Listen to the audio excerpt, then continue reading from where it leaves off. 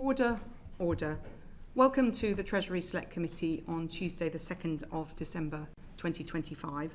Today we're starting our sessions discussing the budget of last week, and our first session is with the Office for Budget Responsibility. Obviously today we had expected to have the then Chair of the Office for Budget Responsibility, Richard Hughes, as a witness. As we all know, yesterday he resigned following the publication of the Hogg Review into the inadvertent release of information about the budget last Wednesday before the Chancellors had spoken. I do want to take this opportunity to put on record this committee's thanks for his stewardship of the OBR over the last 5 years. In that time, of course, he was appointed during COVID. He also had to handle the challenges of the mini-budget, and we were very pleased to reappoint him to that position in May. So we wish him well in his future career. We're also clear as a committee of the vital importance of the OBR in our system and strongly defend its independence. And we will obviously have a role in appointing his successor. We're not planning today, I should say to our witnesses, to discuss the Hogg Review because it only came out yesterday, and we recognise that it itself recognised that there needs to be more work done to ensure that the OBR has more secure systems in future. So we'll be calling witnesses from the OBR, maybe you, whoever that may be at the time, in some point in the new year to discuss what the next stages of that are. So we won't be discussing that today because we recognise that you won't have any answers. So Mr Joseph, did you want to just say anything about that? Could I just say one thing, Chair, and thank you for your words there. I did just want to say on behalf of the leadership of the OBR, and I know also on behalf of Richard Hughes, that we would like to apologise to this committee, to all members of Parliament and to the Chancellor and the Prime Minister about the early release of the document on 26th of November. We do know that this was hugely disruptive to two hugely important parliamentary events, Prime Minister's questions and the Chancellor's budget statement. We completely understand the importance of those events for parliamentarians and for the public.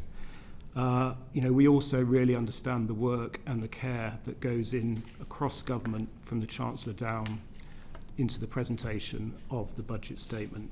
So everyone at the OBR deeply regrets that this happened.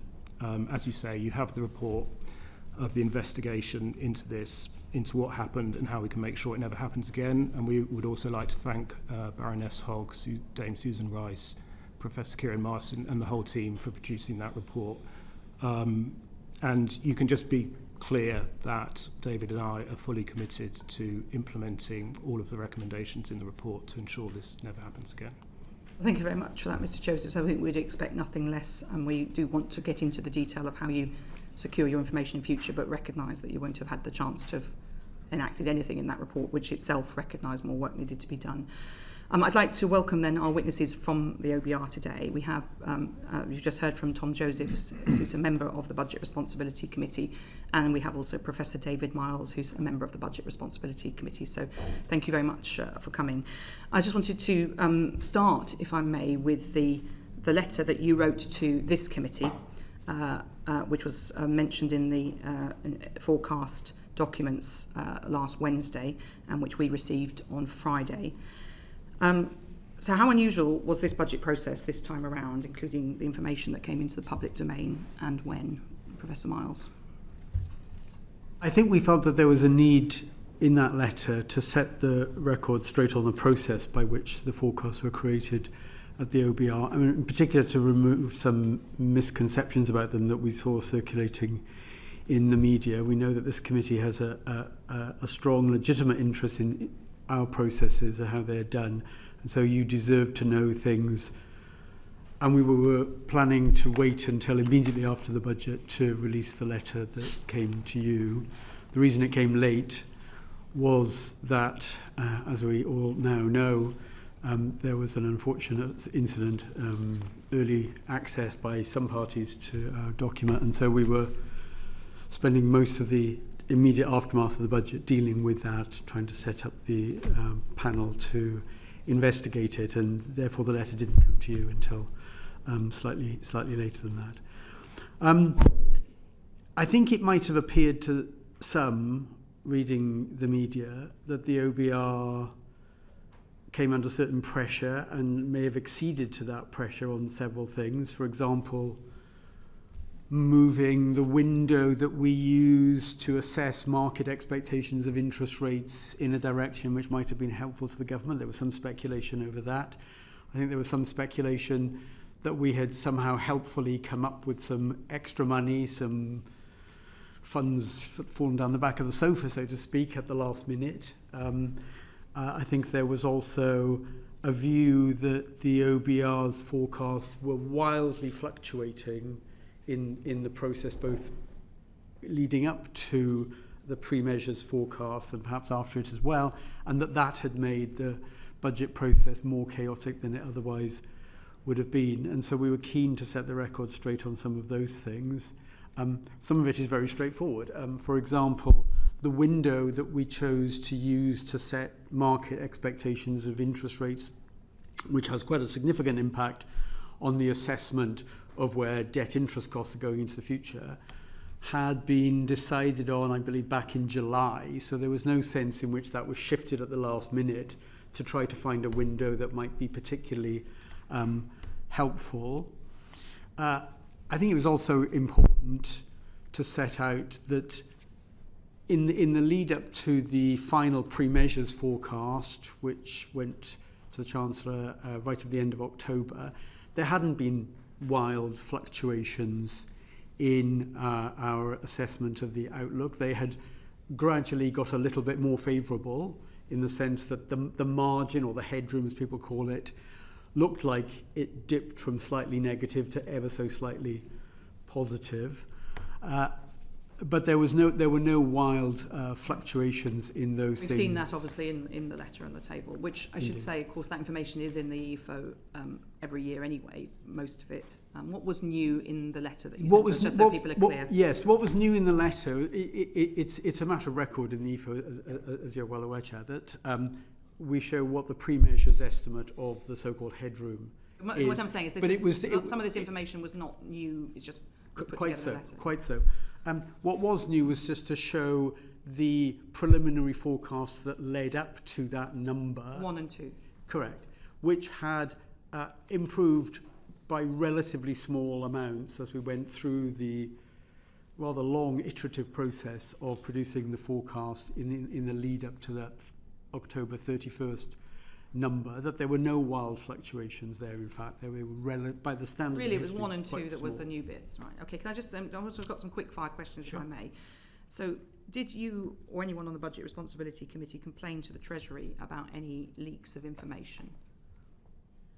I don't think there was any formal complaint. We were obviously aware that information seemed to be getting into the press. It wasn't. There was no formal request, but did you talk to the Permanent Secretary, anyone in the Chancellor's office about this? I think that it was clear that there was lots of information. I mean, the OBR. Yeah, that there was lots of information appearing in the press, which perhaps wouldn't normally be out there, and that this wasn't, from our point of view, particularly helpful. Yes, well, that's a fact. A fact.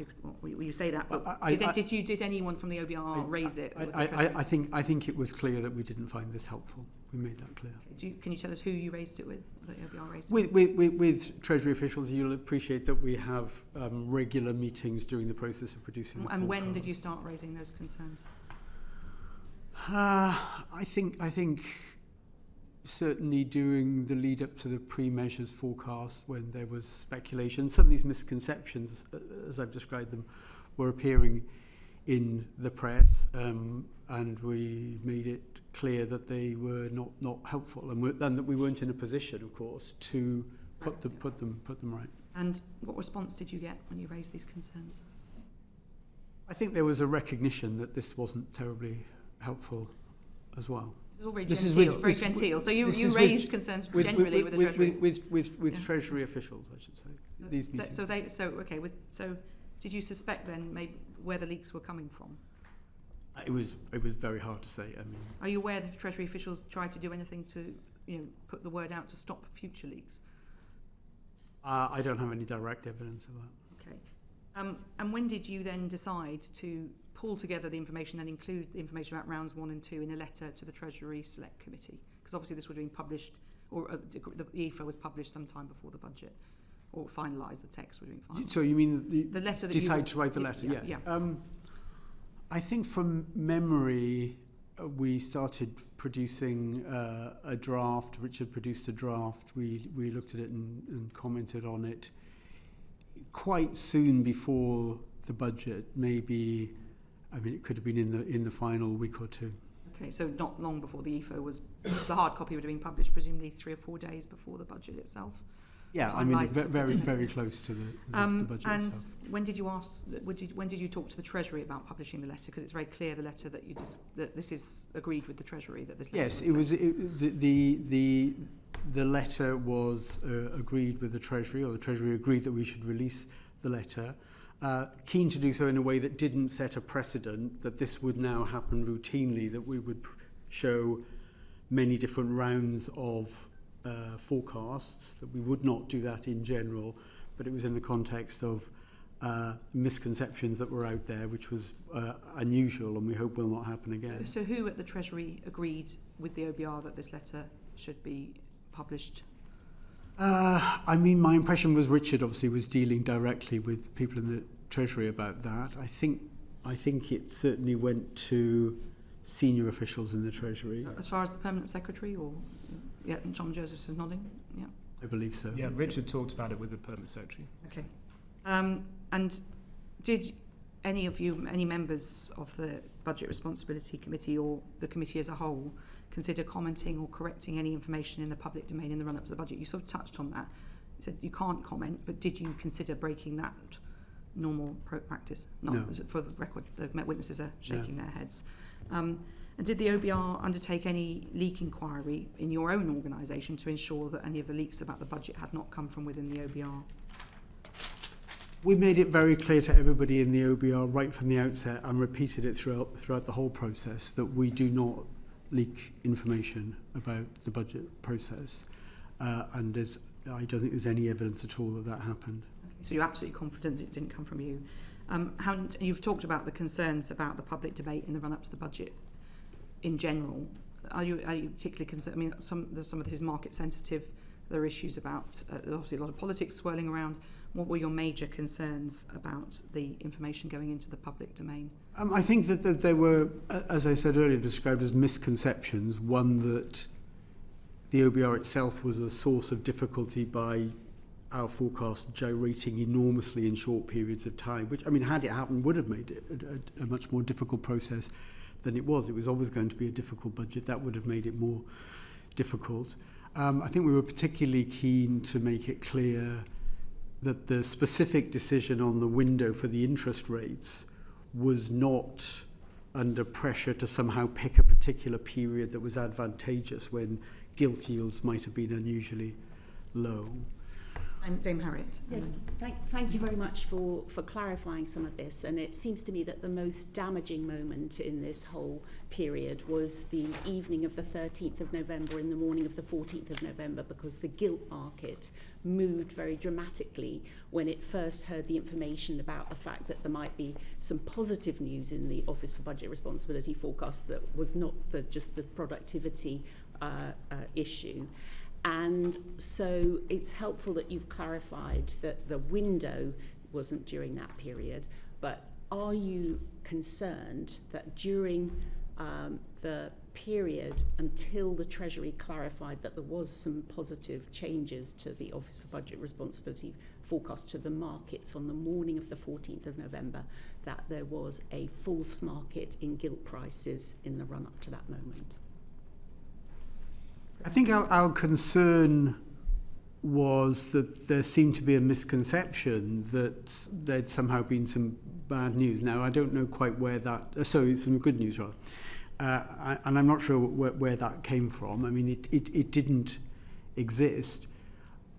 What had happened was that the forecast for headroom had gradually improved a little bit in the lead-up to the 31st of October, but we weren't aware of giving any extraordinarily good news after that. But potentially between the 31st of October, when you gave your final numbers, and that moment when it emanated from an organisation that you're saying is not the Office for Budget Responsibility, that there was some good news in your forecasts that would offset the productivity downgrade. Potentially during that 14-day window, there was a false market in gilt prices. Well, I'm not sure how much attention people were paying. The market moved when the information was confirmed to the markets. I don't think there was a particular concern in the OBR that there'd been overt market manipulation so that people would be misled about the state of the finances. The fact that that there was a story that the news was slightly better seemed in part to be a reflection of an earlier perception that the inflation outlook was a bit stronger and wages were a bit stronger. And it was true that that was the case. But most of that, in our forecast, most of that had already been factored in by October the 31st. Now, whether or not there was a kind of delayed response to that in the wider world is a bit difficult to judge for me. Sorry to keep pushing on this, but I think it is an important point. If the Chancellor says one thing on the 4th of November about the bad news in the Office for Budget and Responsibility forecast, but does not mention some of the offsetting good news, potentially during that window, maybe starting on the 4th of November, but certainly she had the information from the 31st of October until the Treasury clarified things on the 14th of November in a way that moved the gilt market. There must have been a false market in gilts, mustn't there, Professor Miles? My interpretation was, and others might interpret differently, that the Chancellor was saying that this was a very difficult budget and very difficult choices needed to be made. And I don't think that that was in itself inconsistent with the final pre-measures assessment we'd been made, which although it showed a very small positive amount of so-called headroom, it was wafer thin. I think I described it afterwards in an interview immediately after the budget as a sliver. The fact that it was a positive number, we're very keen to be clear on this now, did not in any way suggest that the OBR assessment was that the fiscal outlook was problem-free and that there was no case for a substantial tightening in fiscal policy. In part, may I briefly explain why? The plus £4 billion number hadn't taken account of something that we absolutely were going to take account of, and it was well known in government that we were, which was the reversal in some of the welfare decisions, the decision to not cancel the winter fuel payment to pensioners, and the reversal on the PIP measures and other sickness benefits. That was always going to count as a post measures because it had come after the March statement, and that was going to make the fiscal position of the order of £7 billion worth just in itself, and that furthermore, the government, I think, had been pretty clear that they agreed with us that £10 billion of headroom was wafer thin anyway.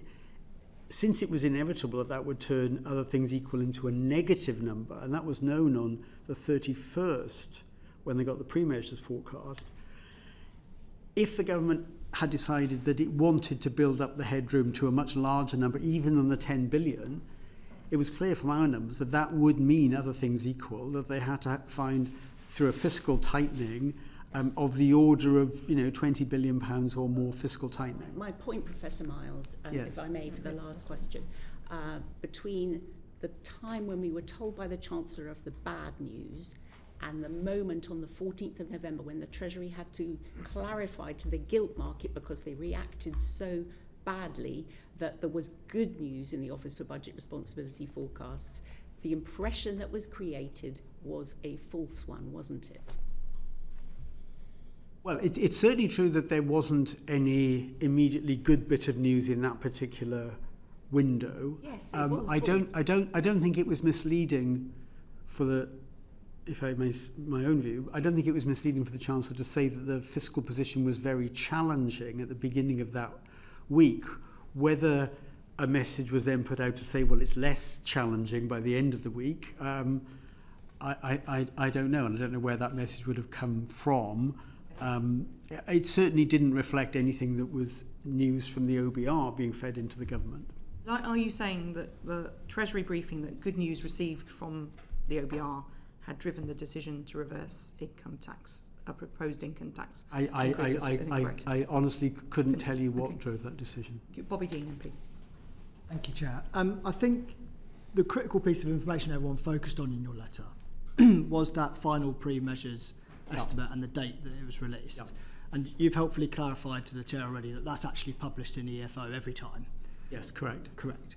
And so we were always going to find out that piece of information eventually. True. But you see that the unusual step was to publish the prior forecasts. Correct. And you feel a need to protect them in the future. Can you explain why?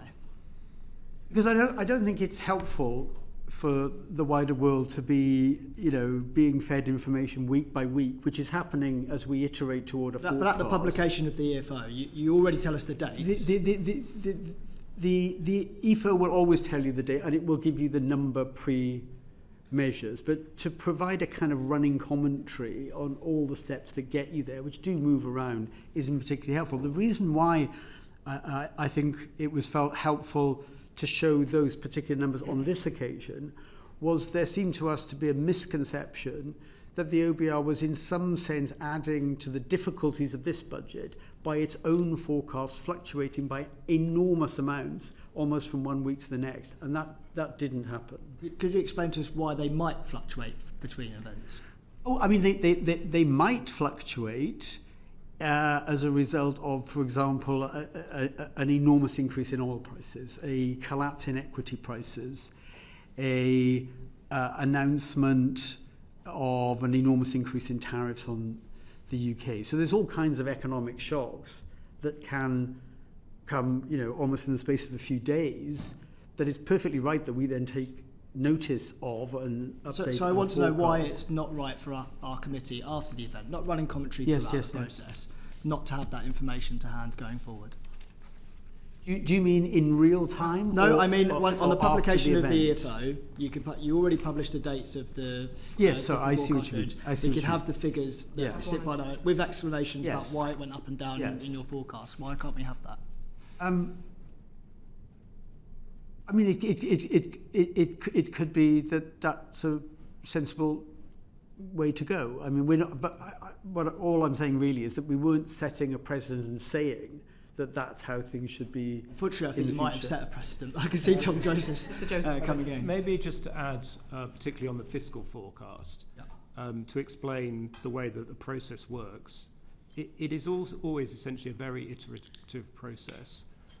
We actually start looking at the fiscal forecasts way back in the summer, where we try and do a kind of review of all the models that feed into the fiscal forecast, both on the tax and spending side.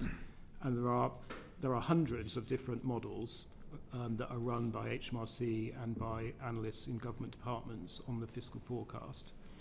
And the reason we have a number of different pre-measures rounds is because it takes some time to get through all of those forecasts and really refine those forecasts. So we'll be given an initial view from HMRC, for example, on the tax forecast. OBR staff will go back with a lot of questions and challenge on the forecast that we've been given. And we will eventually agree with HMRC to make changes. Those changes will be incorporated in subsequent rounds, and we go forward on an iterative process until we reach what we think is a central pre-measures round. So, there are just a huge number of different factors, some of them very small, some of them much bigger, that will be driving change at each of these pre-measures forecasts. Can I focus on the interest rate window part? So you said that didn't move, it was set early in the summer. So when was that? Can you just clarify what the interest rate window was? We decided it in July, set the windows, didn't change after that. I think I'm right in saying that they were the 10 days up to October the 10th for the economy assumptions about where gilt yields and market expectations of the Bank of England interest rates would move. And it was a couple of weeks later, I think the 21st of October window, the 10 days up to the 21st of October, for the fiscal forecast. And the reason why the fiscal numbers had a later window than the economy numbers was that the economy analysts in the OBR need longer to work through all the implications of interest rate movements. On the fiscal side, and Tom will correct me if I get this wrong, on the fiscal side, it's a little bit more straightforward calculation because you know what the stock of government debt is and where that's likely to be going. And it's just a question of, in a sense, applying a new set of expectations for gilt yields and the Bank of England rate to a stable stock of debt and getting an estimate then of the purely fiscal effects. I can see Tom come in, but just explain the question. Obviously, this is known to the government, and the government's communications can actually affect somebody's markets, as we've seen, and as Dame Harriet Baldwin was alluding to.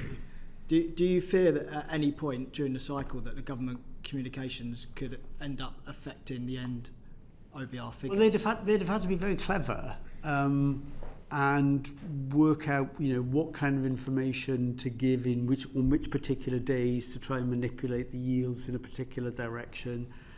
And I'd be surprised if people thought that could be successfully done, even if they had a mind to try and do it. Mr Josephs. Just wanted to add one thing, which is why we chose to take this later window for the fiscal forecast. And that was because we have agreed with the Treasury that we would close our pre-measures forecast earlier than has been the case in the past to allow the Treasury more time to finalise their policy package. But because we were therefore closing the pre-measures forecast earlier, we had some concerns that would mean that the window we were taking for interest rates would be out of date, essentially. So that is why we decided this time to take that later window for the fiscal forecast for interest rates.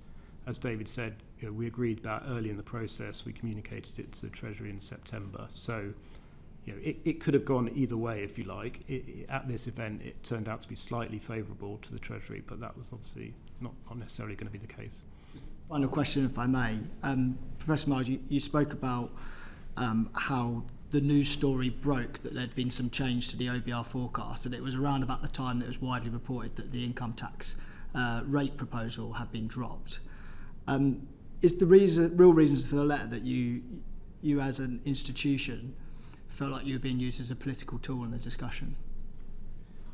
I think it was more that there were misconceptions out there that were wrong and actually damaging to the OBR, that we had exceeded to pressure at certain points, for example, on the window, that we had helpfully found some money at the last minute, that our forecasts were all over the shop and were just making it chaotic for the government to make any decisions. I think it was more these things were both wrong and damaging to the OBR and to the process.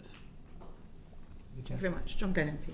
Professor Miles, do you think the scene setter that the Chancellor held in number 11 and the wide understanding that meant income tax was going up was a reasonable response to the final measures 4.2 billion that you'd handed over 4 or 5 days before?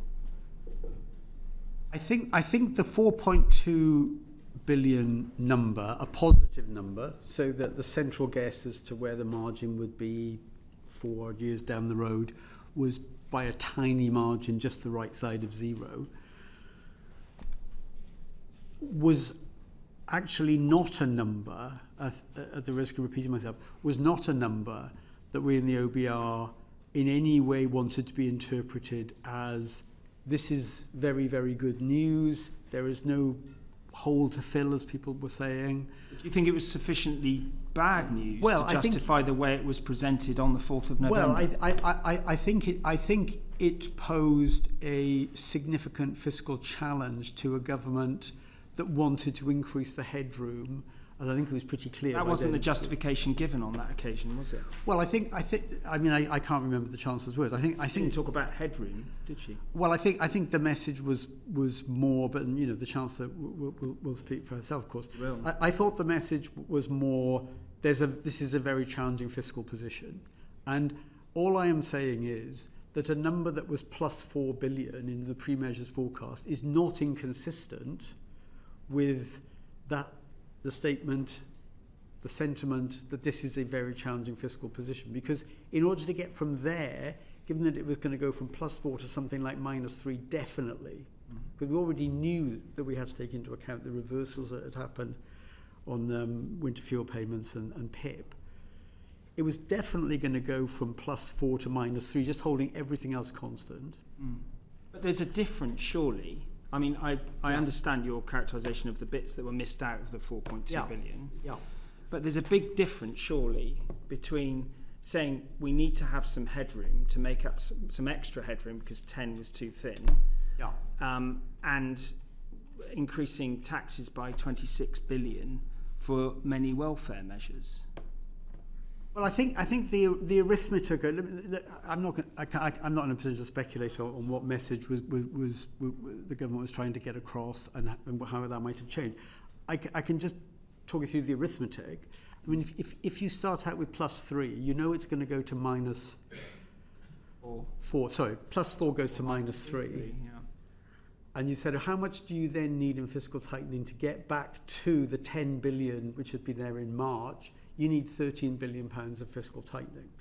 If you thought, and clearly it was our judgment in the OBR that this was a reasonable assessment, that 10 billion was itself actually a very small number given the uncertainty, and you thought you were trying to get to 20 rather than 10, instead of needing 13 billion pounds of fiscal tightening, you would need 23 billion pounds of fiscal tightening. That's quite a challenge, and therefore the message that it was difficult was not inconsistent with the +4 number. I'm saying no more than that. Right, okay, so can I just go back to the letter? When did the OBR decide they were going to signify in the EFO they were going to write a letter? I mean, maybe Tom can help me. It was about a week before the budget. My recollection was that it was quite close to the budget. What was the sort of event that sort of precipitated that decision? Because you've clearly seen weeks and months of characterisation of the OBR's position in the media, presumably from leaks, which I think you've alluded to. What was it that actually finally made that happen, and something that hadn't happened before? Well, I think it was this. I mean, we were reading stories in the press. Everybody could see them about OBRs come up with some favours to the government. It was under pressure. It acceded to them. It moved the windows. And a different range of stories. The OBRs all over the place. The OBR is the source of the difficulties in finalising the budget. I mean, all of that just kept carrying on. And as I say, sorry, at the risk of repeating myself, the letter really was to try and remove misconceptions about the OBR being either the patsy that was doing what the government wanted, or that through its own fickle behaviour, changing from one day to the next, depending on whether it was sunny or cloudy, that was making it virtually impossible. That wasn't the case for the government. No, it wasn't the case. And indeed, the letter, I think, showed that in the run-up to pre-measures, that wasn't the case. Yeah. But my last question, if I may, is due to the very unfortunate, with huge implications, the leak pre-budget last week, we see that Richard Hughes is not here today. But the truth is, that letter was about something completely separate to that event, which is about essentially the level of trust between the Treasury officials and the OBR in the preparation of a budget for our country. Where do you think we are now in terms of that relationship? Because it's pretty important for the public to understand where that relationship is. It's pretty difficult to see that you're having a good relationship that's set fair for the future. Professor Miles. Well, I wouldn't say we were at war with the Treasury. I mean, we have a very close relationship with the Treasury. In fact, we rely not just on the Treasury, but other departments in government for analysis of many sorts of measures, the DWP, HMRC, as well as the Treasury. And there are lots of very good, from my point of view, economic analysts in the Treasury, and we rely heavily upon them. I agree with that. I hope we can run a process in the future, and we'll do everything we can that it's somewhat smoother than the process we've just been through. Then. Thank you. Just before we move to Mr. Grady, how did the Treasury react? Mr. Joseph wants to sorry, on that point. Sorry, Mr. Joseph. Well, I was just going to add on this point that it is the nature of our role as essentially a watchdog to have a kind of, you might call, creative tension with the Treasury. You know, we are not absolutely, we are not doing our job if we are not having disagreements with the Treasury on analysis, if we're taking different judgments from the Treasury, and which in many cases they will disagree with. And so that is always part of the process. I think we have, over time, built up a way of doing that, while also having the sort of positive relationship you need to have in order to produce a budget together. So we can combine being It was rather different this time, though, Mr. Joseph.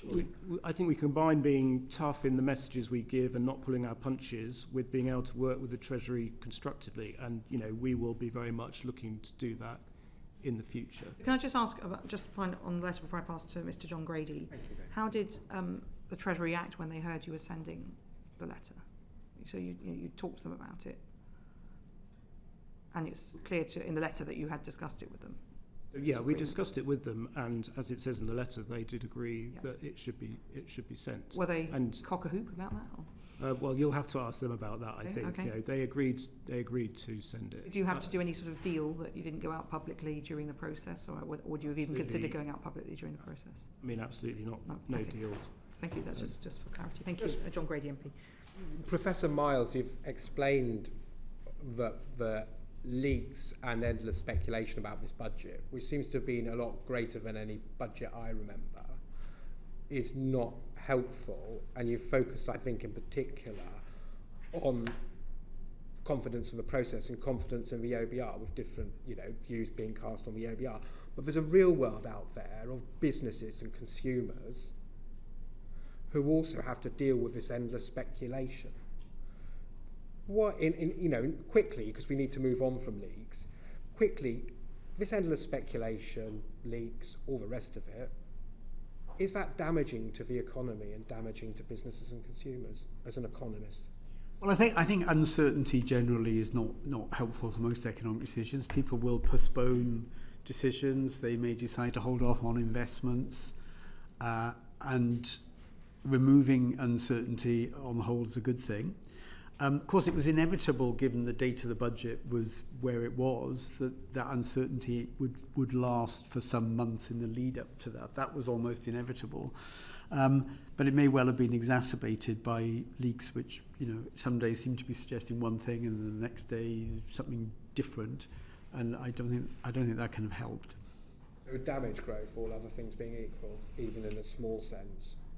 Yeah, I mean, I think it's a bit hard to quantify, because even in the absence of any story speculating about this measure and that measure, I think it was pretty clear that the budget was going to be a difficult one, and that because of what had happened in the economy and because the headroom had been very small before, it was quite likely that there would need to be tax increases. So it wasn't as if there was an absence of bad news in some sense coming down the road, but I think it was exacerbated in its effect on uncertainty by stories about, well, it could be that measure, it could be this measure. I don't think that helped. Thank you. Thank you. Bobby Dean MP. Thank you.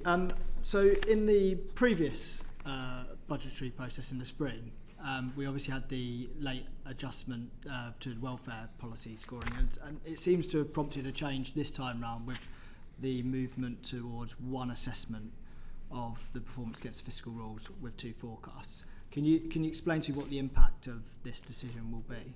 Perhaps you. So this is the Chancellor's announcement that at the spring forecast there will not be an official assessment against the fiscal rules, and that is, you know, designed to support the Chancellor's aim of just having a single fiscal event. So we will change some of the presentation in our report to reflect that.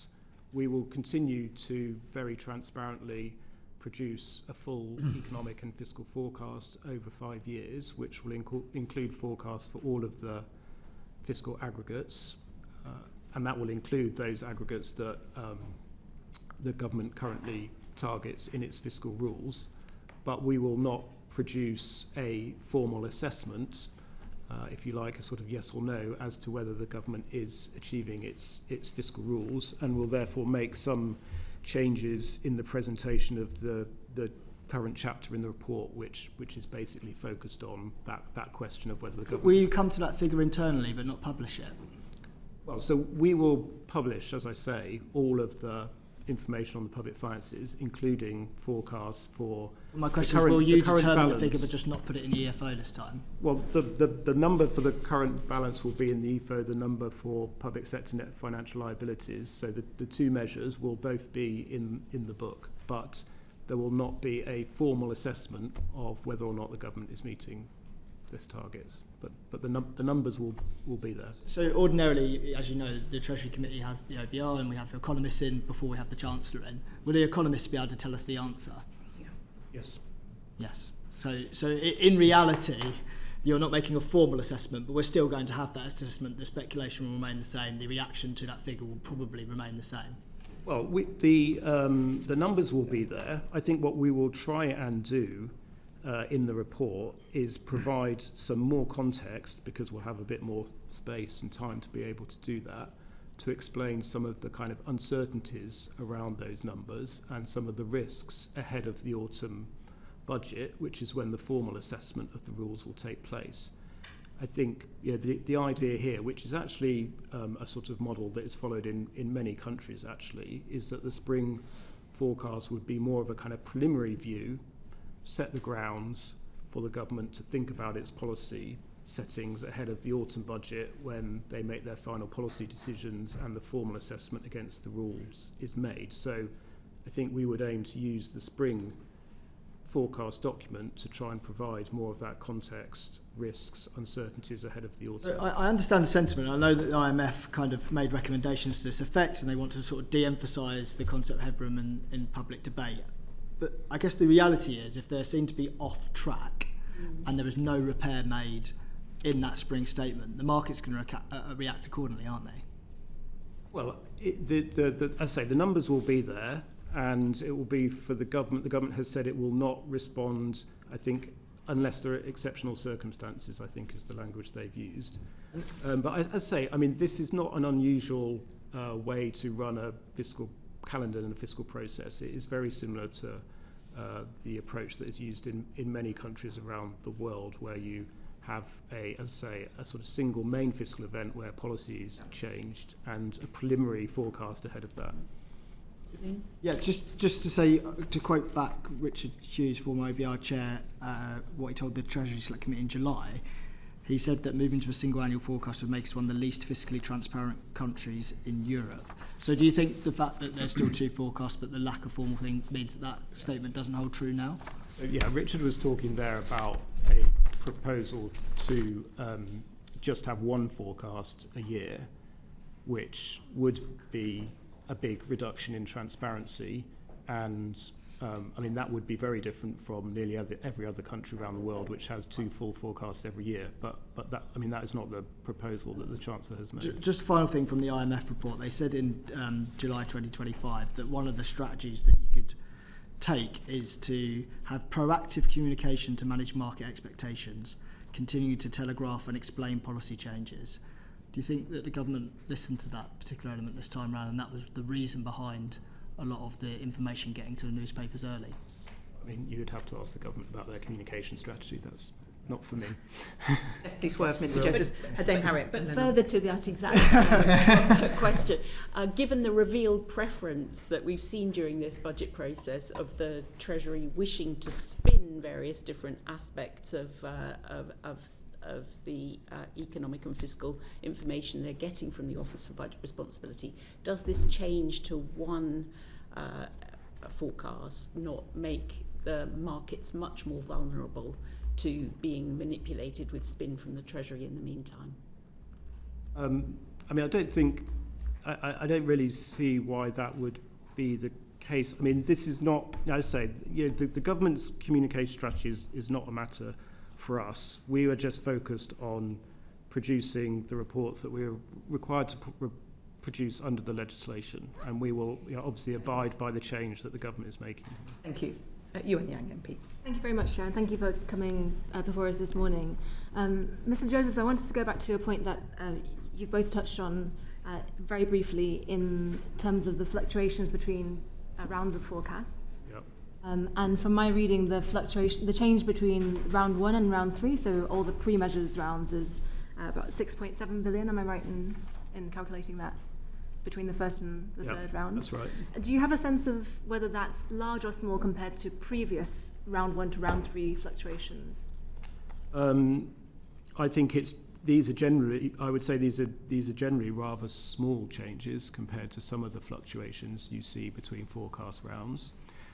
Partly because we have been trying to actually introduce more stability into the forecast through a couple of routes. One is that on the economy side, we do our supply stock takes in the summer and take the big judgment on productivity, which we took this time early, so we've taken that right at the start of the process. On the fiscal side, we've also initiated, or further developed, I should say, a process of engaging with HMRC and the other forecasters in the summer to agree any big modelling changes at that point. So we try and get that into the first round so that subsequent rounds are more stable. Because we do very much understand that for the government, trying to develop policy in an environment where the numbers are moving does make it difficult. I mean, sometimes it's unavoidable because there will be new data that come out either on the economy side or on the fiscal side that means that just, the numbers are going to change substantially and there's nothing you can do about that. So in this case, the 6.7 billion fluctuation from round 1 to round 3 is actually smaller than what it might have been in the past when your forecasts were more unstable. I'd be very curious, perhaps in a letter, if you could set out the volatility from previous rounds that we've not had the ability to see, following from Mr. Dean's comments on having this historical data, if that's... We can discuss that. And can I clarify a figure from the EFO itself? You write about a 21 billion average absolute pre-measures forecast revision to borrowing. Is that 21 billion the amount of difference between different 6-month forecasts? Am I reading that correctly? That's right, yeah. Right, so from one forecast to the next, yeah. So between one 6-month forecast to the next, the average absolute revision pre-measures is 21 billion pounds. So that's quite a large part of historical and current. Yeah, and I mean that does just reflect the uncertainty around any fiscal forecast, and obviously over the last 15 years that the OBR has been in existence, there have been some big shocks to the economy that have changed the fiscal outlook. There have been some big changes to policy that have changed the fiscal outlook, so it reflects that. Yeah. So that, I mean, to go back to your points earlier about trying to address the misconceptions out there that forecasts vary wildly between rounds, I would say is it not correct to say that between different rounds week to week there might not be that huge variance, but certainly between 6-month forecasts there is a large variance in terms of the context of the fiscal headroom. Yeah. Okay. Now just turning to the macro picture, on to productivity and to Professor Miles, we've spoken to you at previous appearances in this panel about your optimism on growth relative to other forecasters. Of course, the IMF, the Bank of England and others downgraded the UK's productivity in previous years and in the last 2 years. And there's been a lot of discussion about your decision to get downgraded now versus previously. So could you reflect a bit on that decision now? In hindsight, it's very easy to say in hindsight, but in hindsight, do you still back your judgment that it was right to downgrade now and not earlier? Professor Miles. I do, but I would say that, wouldn't I? I think what we're trying to do, well, I know what we're trying to do, is to form an assessment of the underlying trend rate of growth of productivity. And underlying trend rate of growth of productivity is not something you can just look at the measured productivity as the ONS produces it and say, it's doing that, therefore the trend is this. And the reason is, I mean, as well as problems that have been particularly acute in recent years with measuring labour input, but setting that to one side, there are periods when there are major shocks to an economy, and COVID and the energy price shocks after the Russian invasion of Ukraine were 2 examples, COVID in particular, which generate huge fluctuations in measured productivity, sometimes huge reductions and then a bounce back, which actually tell you nothing about the trend rate of growth of productivity. So I think to try and reach a judgment, let's say a year ago, 2 years ago, when we were still quite close to the after effects, first of COVID and then of the energy price increase, would, I think, have been very difficult, because you'd be trying, through a sort of fog of noise in the actual measured productivity, trying to infer something about the trend path that it might follow in the future. So it seemed to us that until you had left enough time to have gone past the aftermath of this temporary huge shock, particularly of COVID, but also with the energy price increase, with enormous increases in energy prices in 2022. Those increases in energy prices had, to a very large extent, been reversed, and in some sense gone away, by early 2023. Early 2023, mid-2023, was then, 3 years on from COVID's most dramatic impacts, which were in the middle of 2020.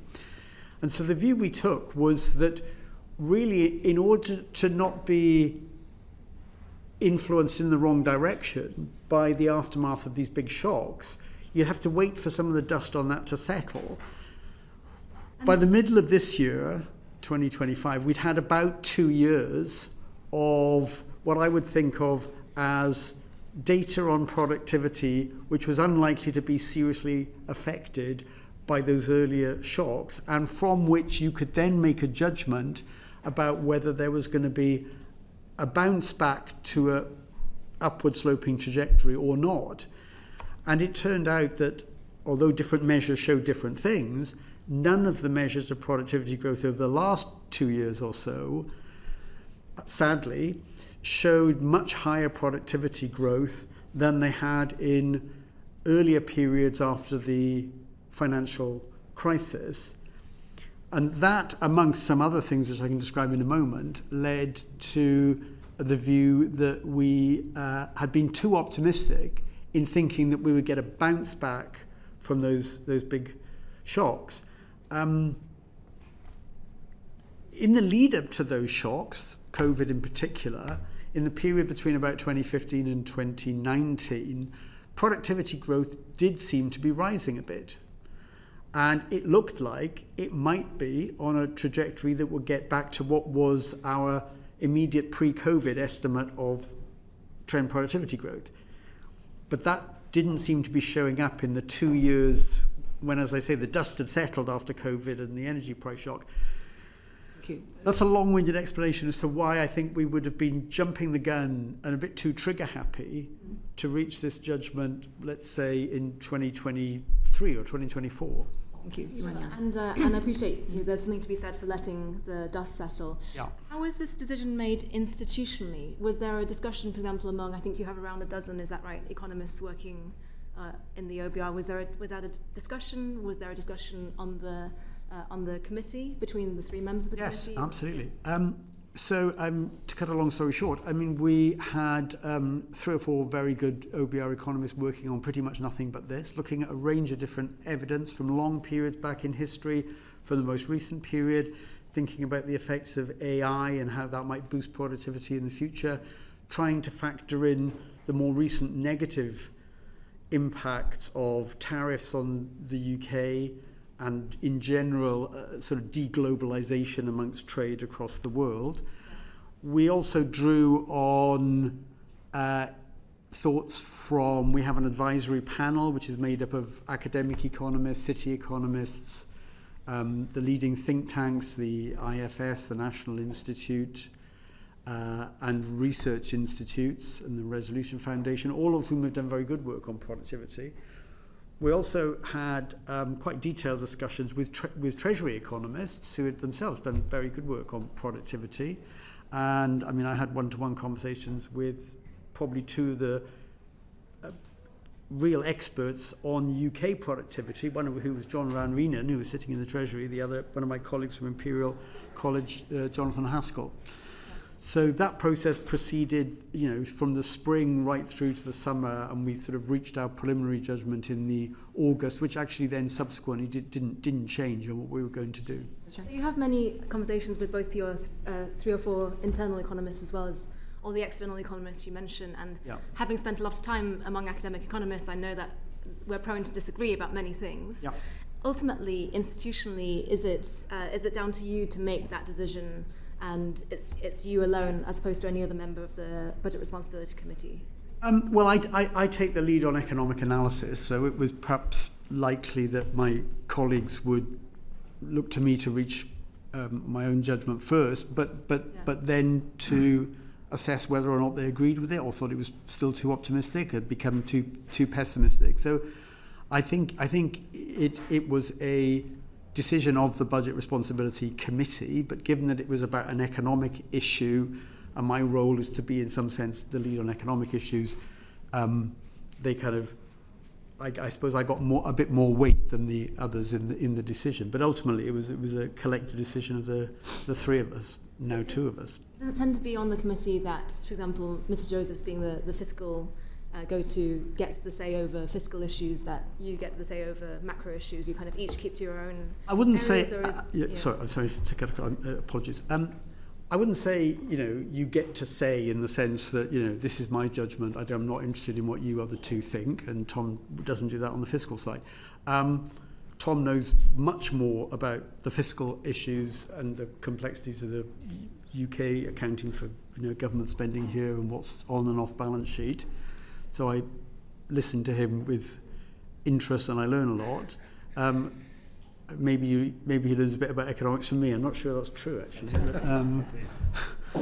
I mean, just to add, all of the discussions that David went through there in terms of the discussions with staff on the productivity judgment externals, I was pretty much fully involved in all of that, as was Richard Hughes. And as David says, although he leads on macro, when it comes to making decisions, we basically do that by consensus. The three of you make a consensus decision. Okay, that's really helpful to Thank know. you. And just one small point on productivity, and you mentioned the view that, Professor Miles, you mentioned the view that you've been too optimistic. There's this animal that's been invoked by journalists to describe this feature, the productivity porcupine, which, as you know, has spikes above it but not below it, meaning that productivity has only been revised downwards, and that you've been too optimistic, not just in this one instance, but over time. How do you respond to that criticism? Well, I think what's happened over really the period since the financial crisis is there's been a collection of very big shocks, which have all turned out to be negative. The financial crisis itself, the financial system came close, as we all remember, I think, to complete meltdown. The banking system simply stopped working. That is a huge negative effect on output. It didn't have such a big effect on employment. Huge slump in productivity and quite a lasting recession after that. I don't think that's actually an awful lot to do with trend productivity judgments into the future. But it would certainly mean that any forecast made just before the financial crisis looks ludicrously optimistic. Thank you very much. Same with COVID, to some extent the same with the energy price shock. Thank you very much. Chris Coughlin, MP. Thanks, Chair. Professor Miles, we've spoken about the difficulty for the government of numbers moving rapidly. But for me, a major concern for me is that I was looking at your dynamic policy scoring document from 2023, that if I understand it correctly, the OBR doesn't score any fiscal multipliers from year 5 onwards. They assume government policy has no impact. I was looking at your productivity scoring analysis, and in your own paper you say that on the literature review that a 10% increase in UK R&D, some authors find a long-term effect on productivity of a 1.9% increase, which is enormous given the budget had a 16 billion downgrade from 0.3 reduction in productivity. So how can it be a responsible way for economic policy making if we're not allowing the government to take into account pro-growth measures? Well, I think we do. For example, back at the time of the March fiscal event, where the government had some clear new policies for us to consider on planning and house building, we did factor those in. We got a projection of significantly stronger house building, and particularly in parts of the countries where there's a very clear housing shortage and houses are very expensive. And we factored that in, and it did affect our judgment about productive potential in the economy at the horizon. And we also said that it would become larger the further ahead you look than the 5 years over which the government's targets are assessed. So, I don't think it's quite right to say that we don't pay any attention to measures that the government thinks is pro-growth. Sometimes they fall beneath our what you might call threshold for is the effect of these things likely on our central forecast to be large enough 5 years down the road that it could confidently be considered significant. That threshold is 0.1% of GDP 5 years down the road. That's quite a small amount. I mean, it's about £3.5 billion in a £3.5 trillion economy. So that the threshold doesn't exclude things that could have a moderate but significant effect. Quite often, we may form a judgment that something that's unambiguously good news, I would say the India trade deal falls into this category, because it has quite a long time horizon before it builds up to its full effect, hasn't quite got there at the threshold. We don't so-called score it, but we can make it clear that we think this is something that has a meaningful effect, and it will become very likely above the threshold, just not within the 5-year horizon. So am I interpreting this document then wrongly then when you say that there's... Can you just refer which document you're talking about? So the dynamic scoring of policy measures and OBR forecast from 9th November 2023 that assumes a fiscal multiplier of 0 for public investment. No, okay, sorry, the multiplier is a slightly different judgment, if I may say. Apologies if we've been talking slightly at cross purposes.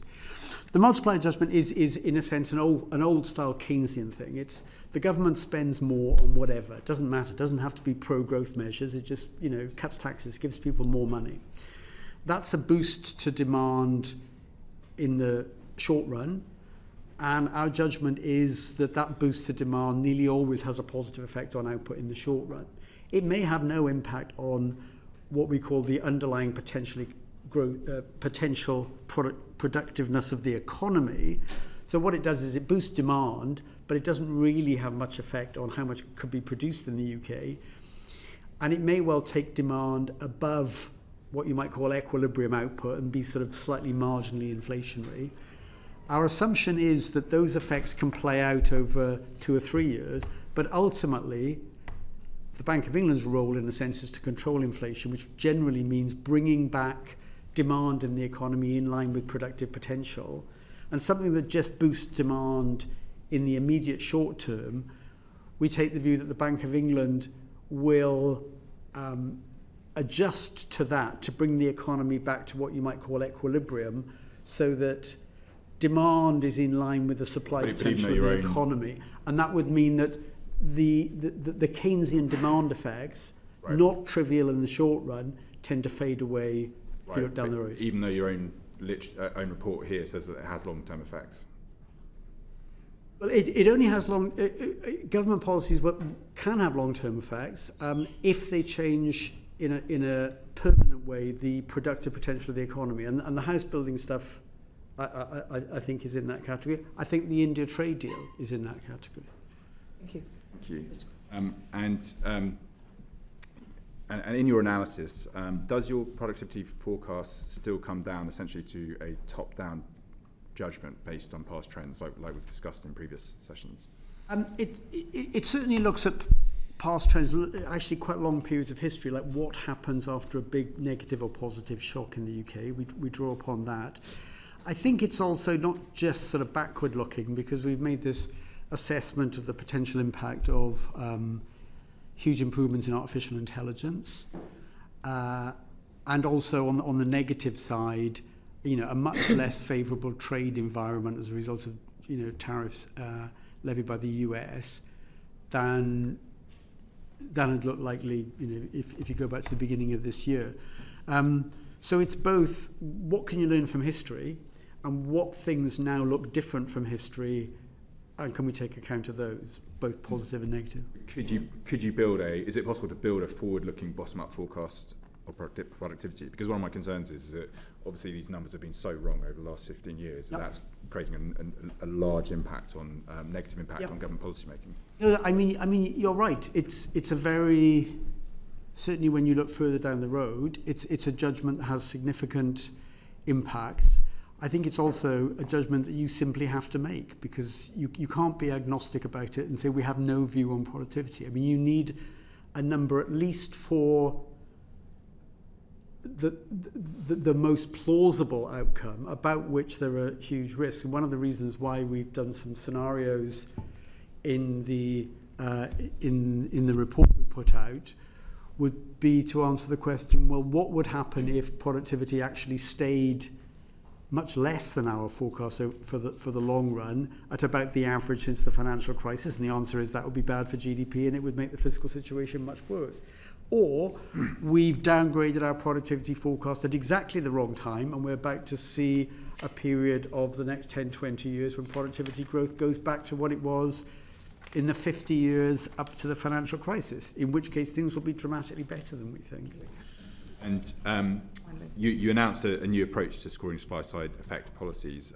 In plain language, is it now more difficult for the government to get pro-growth impact policy included in the forecast, or easier to avoid anti-growth impacts?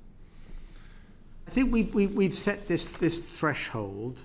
I think we've set it at quite a low level. It was the 0.1% of GDP. It's, does it move the dial by about 3.5 billion, either plus or minus 5 years down the road? That's quite a low threshold. So it doesn't rule out us taking a view on all kinds of potential measures.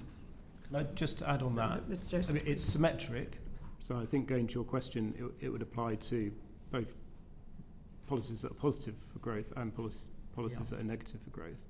And I mean, the reason that we have done this is that we had been looking at lots of policies which essentially were very, very small and really had very marginal impacts in both directions on growth at the end of our forecast.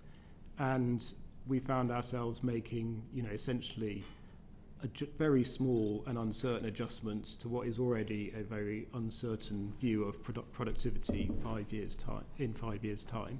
And therefore, we thought it made sense to be more transparent and more clear about what we mean by significance, which is why we introduced that threshold.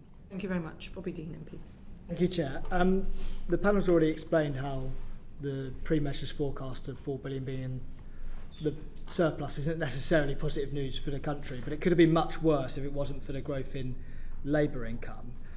So could you explain to us what that was driven by, and how much of a surprise would that have actually been when you got to that stage?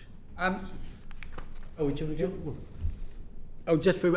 about just very quickly the economics and then how it feeds into the fiscal projections. I mean, it just looked like wage settlements this year, as we progressed through the year, had been turning out higher than we thought. I mean, it looks like wage settlements have still been running not far off 5%, even though the labour market has been weakening a bit and vacancies have come down, and indeed very recently unemployment has edged up a bit. So it was a surprise that wage settlements seem to be hanging in at that level, and it looks like, looking at expectations of companies as to what settlements will be next year, that they'll also be a bit higher than we thought back in March. So that was the wage element of it. On the inflation front, a little bit the same story, that the inflation numbers through the course of this year have been coming in a bit stronger. So we've increased our assessment of inflation for next year by about 0.5%. We've increased our forecast about hourly earnings by a bit more than that. Both of those things, particularly in an environment where you've got ongoing threshold freezes on income tax, just bringing a lot of money. Well, just to add on that, it is the case at the moment that, well, it's particularly the case at the moment that the receipts forecast is particularly sensitive to changes in inflation and nominal earnings because of the personal tax threshold freezes, which just means that for a given increase in inflation and earnings, you get a bigger boost to the receipts forecast than is the case if those thresholds were rising in line with CPI. There were also some other changes within the receipts forecast around the composition of growth, which is skewed more to consumption rather than to investment, which is also fiscally favourable because essentially consumption is taxed at a much higher effective tax rate than investment. In fact, investment has a negative effective tax rate because of capital allowances. And there are a few other factors within the receipts forecast that pushed it up, but alongside the change to earnings and inflation. My follow-up question is, clearly this was positive news from the Chancellor's perspective of trying to meet her fiscal rules, but some have reported this as positive news for the economy overall. There was good news in there. To what extent are these factors good news? And particularly because I'm thinking about the fiscal drag element, how it's going to reduce people's disposable income, might have an impact on consumption. Inflation, obviously, we're actually trying to drive downwards at the moment, not least because of the impact on interest rates and other things. So, though this might have helped the Chancellor meet her fiscal rules on this occasion, is this actually good news for the economy overall? I think if it was just inflation being higher and nominal wages higher, but not in real terms, just they would grow a bit more simply to keep up with inflation, that in itself is neither good news nor bad news. It's kind of neutral in a way. Of course, what it does is with the frozen thresholds, it actually effectively increases the tax rate on incomes because people will get pushed into higher bands. So if that's all that happened, it's really a way of just extracting more tax and not increasing the wealth of the country. One thing to add also is we're just talking about the receipts side. So higher inflation and earnings does also mean higher welfare costs through benefit uprating. It does also mean more pressure on departmental spending budgets, which are fixed in nominal terms by the Treasury at spending reviews, and therefore higher inflation means less real spending power. That doesn't have a fiscal effect, if you like, unless the government adjusts those nominal totals, but it does have an effect on real spending power in the public sector. We could see the real effect of this perhaps in future fiscal events. Thank you very much for now, Mr. Dean. Luke Murphy, MP. Thank you, Chair. My constituents will welcome the action on cost of living in the budget, from the rail freezes to the cuts to energy bills, but could you set out what the trajectory for real household disposable incomes is over the Parliament, how that change is compared to your forecast in March, and what the main reason for that change is? Unfortunately, it's a bit less optimistic, and it's lower growth in real. If you take real household disposable income per person, seems to me the best measure, because it adjusts for population, it's in real terms, and it adjusts for taxes being taken off people. So if you wanted a sort of single number, real household disposable income per person seems a good one to me. It's a bit stronger this year than we thought, largely on the back of wage settlements being a bit stronger. But what happens further down the road really is that the judgment we've made on productivity to reduce it by about 0.3% every year in terms of the growth rate, it's very difficult for that to not show up in lower growth of real household disposable income.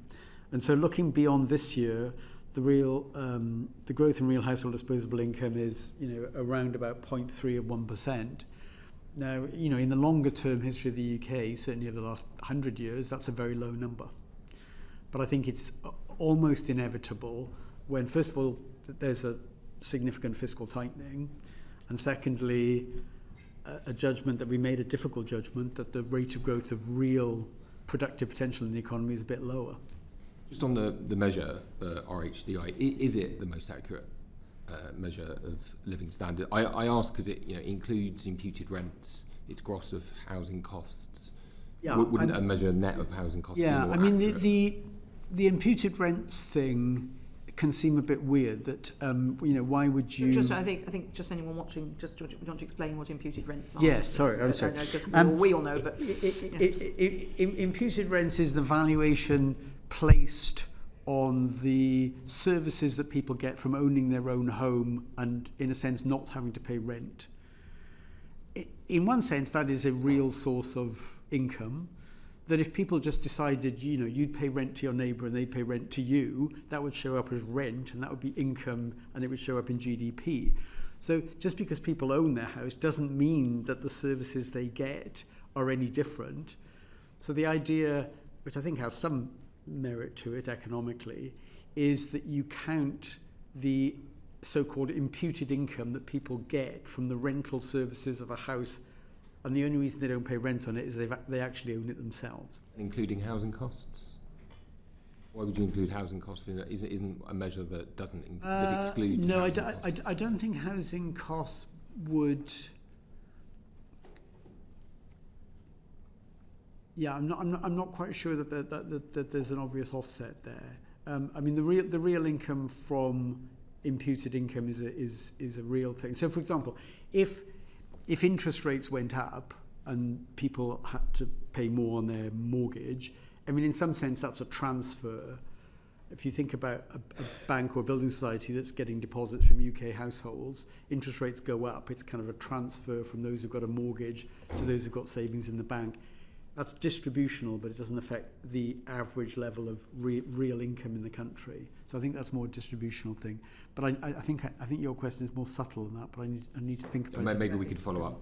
Okay, maybe we could. Can I just quickly turn to migration data, because the latest data is much lower than you forecast. Yeah. And I just wondered what the fiscal implications of that are. I think it depends very much, and I don't know quite what the composition is of the people coming to the country more recently. It depends very much on who's coming. You know, are they people who come predominantly, they're going to work, they'll earn average incomes in the UK, maybe higher than average incomes in the UK, they'll become taxpayers very quickly. That, in the short run anyway, is positive. Those people, even if they have dependents, the dependents won't be eligible for welfare payments for some time. So the short run impact, if the great majority of people coming into the country is positive, and if those numbers go in the other direction and come down, and there's far fewer of those people coming in, then, you know, in the short run, it's fiscally less favourable. Of course, what may have happened, and I haven't looked in detail at the very latest numbers, which only came out a few days ago, I think. It depends very much on the composition. So you could have a reduction in the number, but an increase in the proportion of people who are directly going to be working, and far fewer dependents, and maybe far fewer students who are not going to be generating any taxable income. So it depends on two things very much, I think, not just the absolute number of net migration. It's what kind of people are coming, what proportion of them are working, generating tax, what proportion of them are not. It also depends in the longer run about how long they stay, because after a certain period, they will generally become eligible for welfare payments, and if they stay long enough, they'll ultimately be paid pensions. Do you have all the necessary data in order to make that assessment based on? I think we do on the very latest numbers, which, if I'm right, came out just within the last few days. The 204,000 number, which I think was much lower. I mean, I should say on the back of it that our forecasts have consistently been for a very sharp drop in net migration during the course of this year. We've come, and our forecasts were that you would dip below the Office for National Statistics estimate they made a little while ago about what the likely longer-term number of net migrants entering the country is. So we already thought we'd dip sharply beneath that. It's happened a bit more quickly than we thought. We thought it would happen during the course of next year, I think, and it's already happened in the numbers. On this point, one of the characteristics of that recent data was the number of people leaving the country. Yes. And I wondered whether there is any data on what the tax take would be for the people who are leaving versus the tax revenues from the people who are coming in, and whether you're able to make any assessment of that at this point. I mean, you're right. That's very important for thinking about the net fiscal impact. I have not seen yet, maybe Tom has, I have not seen yet a breakdown of the very large number of people leaving to know, how many of them were taxpayers, what were their average incomes. You need to know. Was it something that you've asked for, Mr Josephs? So we haven't, I don't think we have seen that data, so we would have, that is something we would have to look at for our next forecast. So it is possible you'll look at that for your next forecast. Yeah, thank you. John Grady, MP. Thank you very much, Dame Meg. So I welcome the much higher headroom, but commentators point out that it's based on quite significant backloading. So savings of 24 billion in the final 2 years. Much of the tax is forecast to arrive almost 3 quarters after April 2029. We've also got the transfer of SEND provisions from local government to central government. That's 6 billion or so, and defence spending is planned to increase, and there's a real question about, you know, the level of threat versus defence spending. So against all of that, perhaps start with Mr Josephs to give Professor Miles a rest.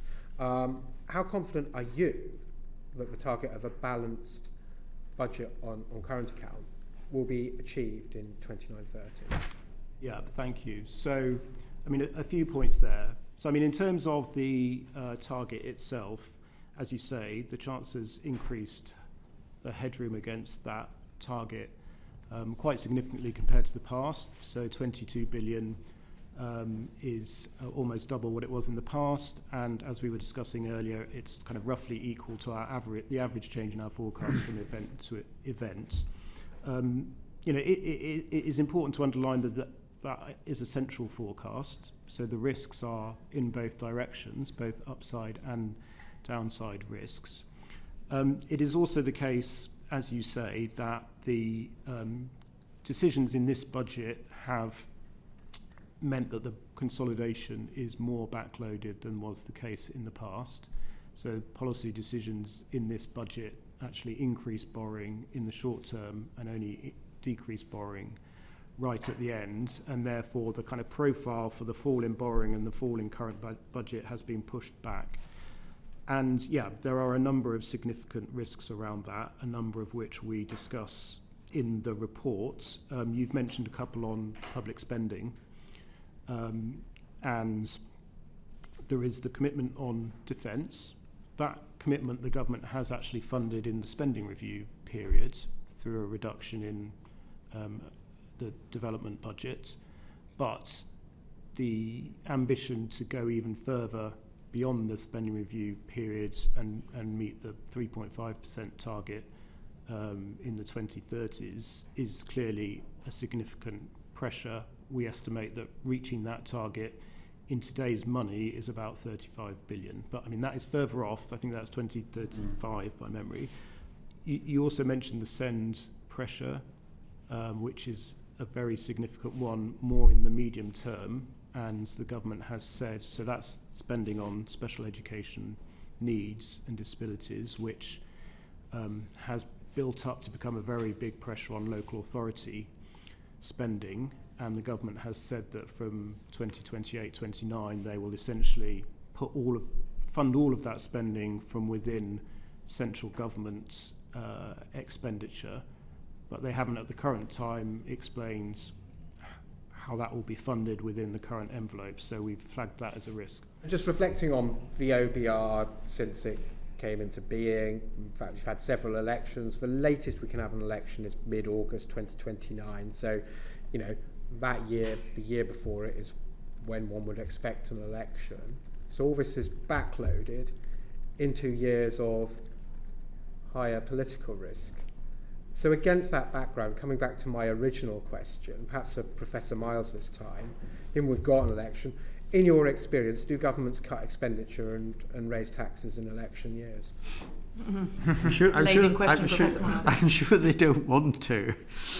But then again, sometimes governments do things that are unpopular, and it turns out to be, you know, quite popular that people like their realism about what they've done.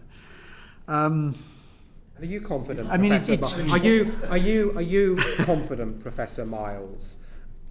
How confident are you that these backloaded events will take place and will hit this headroom and this balanced current account?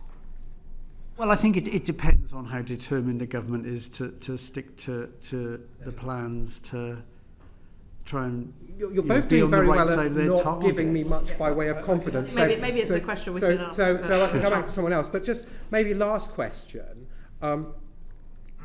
We're talking, and we've been talking since the OBR came into being, about forecasts of meeting a current account surplus, paying down the national debt. Yep. And this is a serious issue because of the amount we pay on debt interest and resilience if we have future shocks, etc. Yes. So it's not just an academic topic. Certainly not.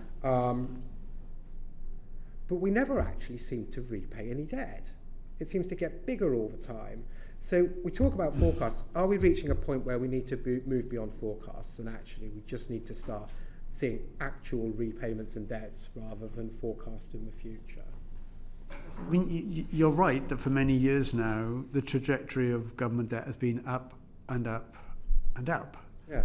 And one thing you know for sure is that debt relative to GDP simply can't carry on doing that. I mean, ultimately, it will become unsustainable. And in our report that we sort of put out in the summer every year, which takes a much longer horizon, we show some pictures which in some sense are very frightening, because they say that on current policies, on current tax policies and spending, if they just continue into the future, the stock of debt relative to GDP will rise inexorably and get to a level that clearly is unsustainable within a few decades down the road. So at some point, there needs to be a really sustained effort, not just to have the stock of debt rise and rise and rise and rise and rise and then just turn down ever so slightly 5 years down the road, but something much more significant than that. Otherwise, the thing will become unaffordable, unsustainable. Could I just add one thing on that? I mean, a related point is the path of borrowing, which you were asking about earlier. And it is the case that essentially since the pandemic was over, borrowing in the UK has been basically stuck at around 5% of GDP. And successive governments have had plans similar to the ones you'll see in the report today, to have borrowing falling over the medium term.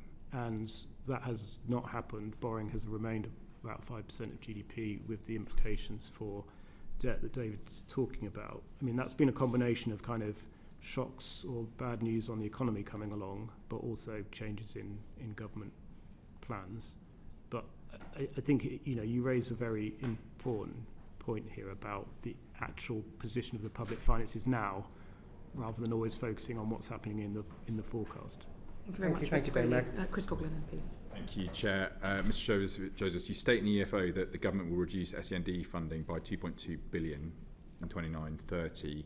The Department of Education have put out a statement saying the OBR is fundamentally wrong, and that it will not come out of the core schools budget, and the projections do not take into account detail for their reforms. Do you agree with the DFE, and will SEND funding not in fact be cut?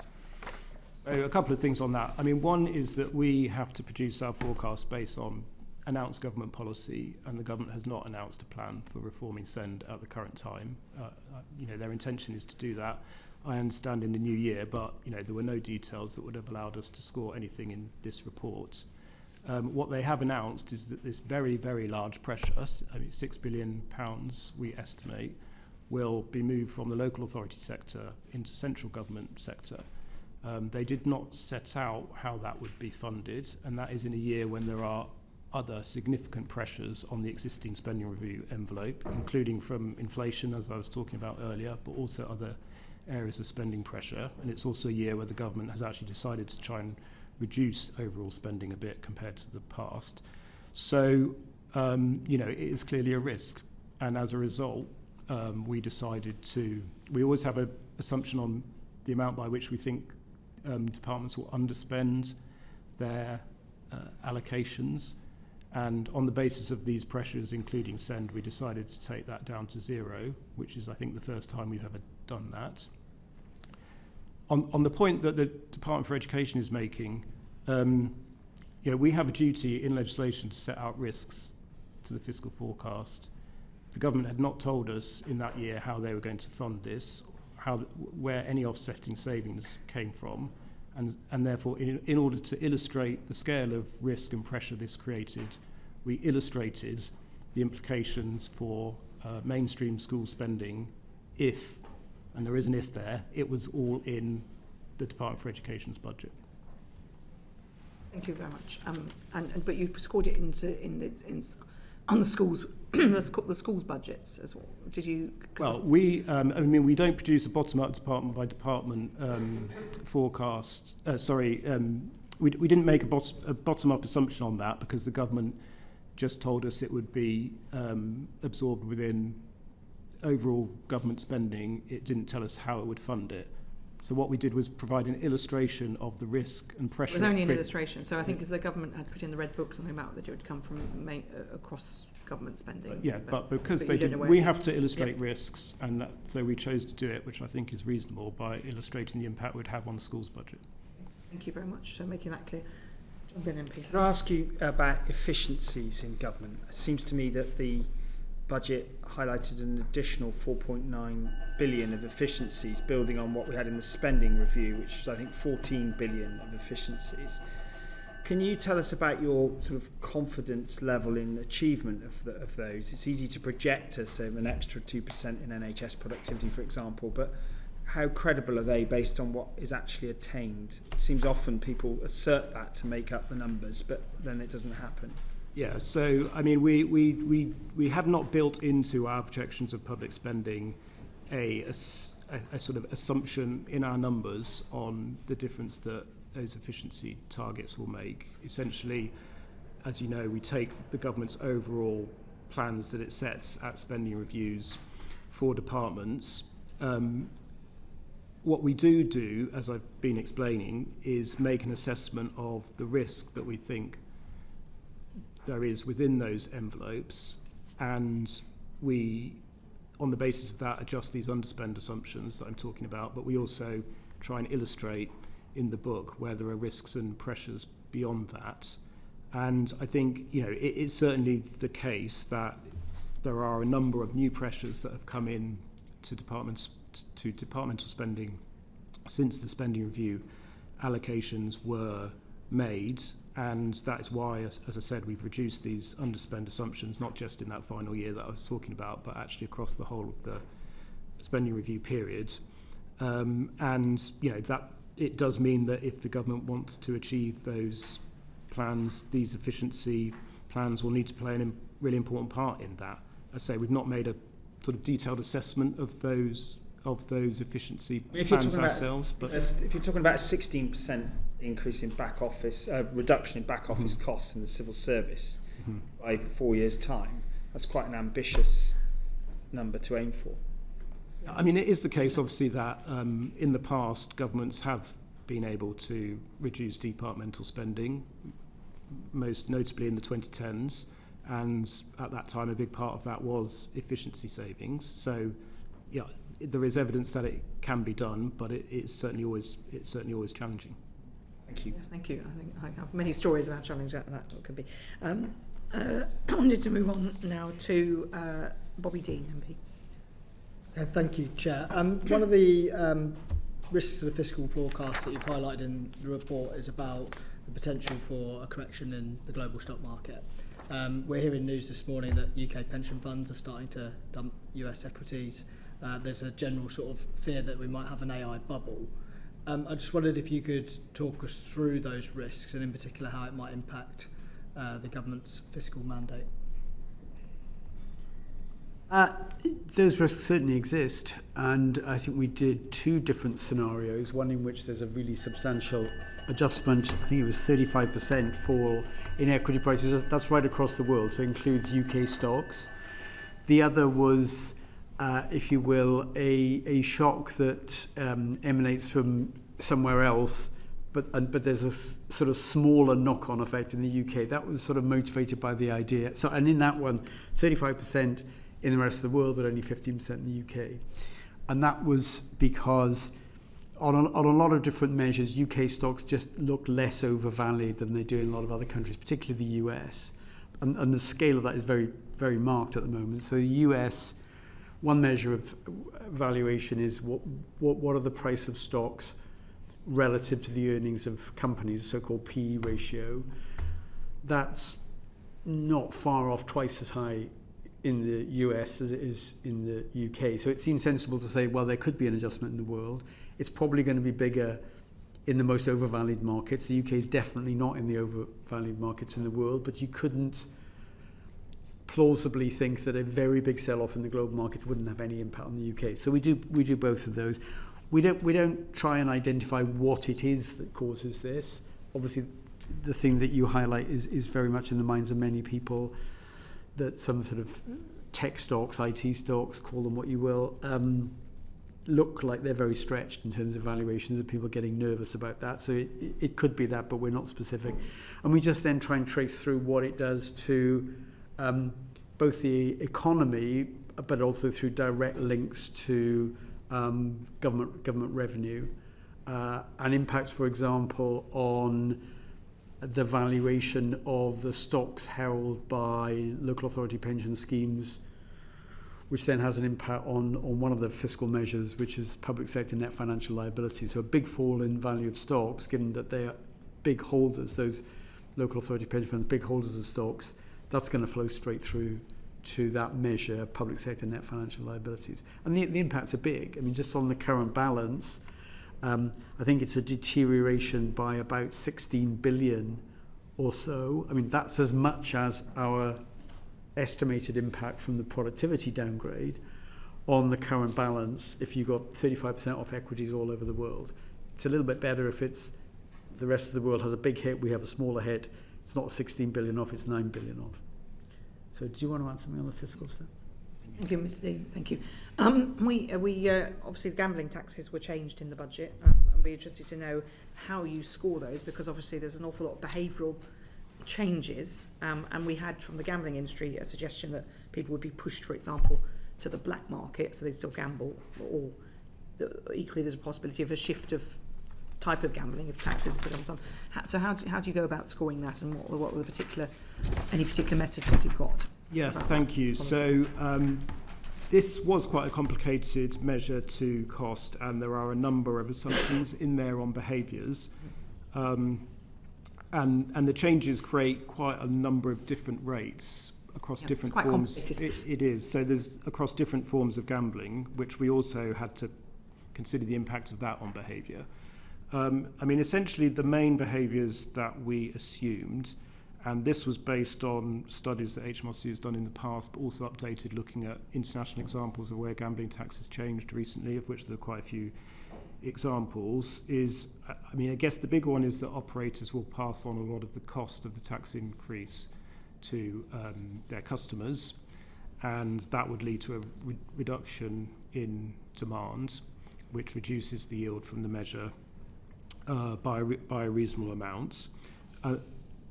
That does build in some behaviour of people moving into the illicit market. I mean, the evidence we had from those other countries that have introduced reforms recently is that that is not huge. They didn't see huge evidence that that has happened, especially if if you have a well-regulated gambling market as we do here. That the opportunities to do that are relatively limited, and generally, people don't want to do that if they can, because of the obvious risks involved. And then we did also have an assumption that there would be some substitution between the different forms of gambling, reflecting the fact that you do now have some quite wide differentials between the tax applied on what are essentially quite closely related forms of gambling. And we also made an assumption that the operators would, over time, be able to adjust their sort of product offering to essentially kind of maximise profits and kind of minimise the tax. So you mean, actually, from what you're saying, so the online gambling, which this committee put a report about, online gaming, which we felt caused more harm, and therefore that we urged the government to look at differentiation. You think that the offer might, you've factored in that they might try and encourage some of those people to go, for example, to a betting shop or the races or a casino, and is that really realistic? How? Yes, so I should say it's a relatively small effect, but we do think it is likely over time that there would be some of that behaviour would take place. Very difficult to score, though. Yeah, I mean, again, it's one which there is